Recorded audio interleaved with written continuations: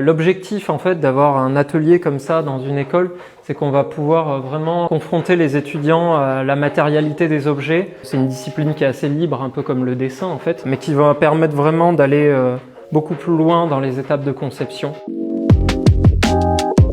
Aujourd'hui, en fait, ce qu'on fait faire aux étudiants, c'est un exercice d'habilitation.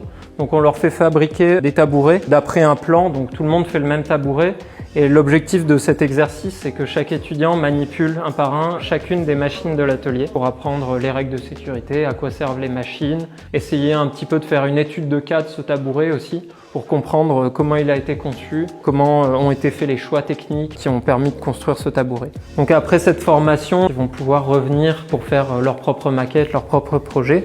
Bon, bien sûr, nous on est toujours là pour les assister, les conseiller, etc. En fait, quand on conçoit un objet en faisant simplement des dessins, de la 3D, on appréhende assez mal la réalité de l'objet. Il y a plein de détails techniques, des aspects même globaux du projet qui nous échappent. Les étudiants, dans leur futur métier de designer, ils vont devoir travailler avec des sous-traitants, des fabricants qui vont produire les objets et les espaces qu'ils vont concevoir.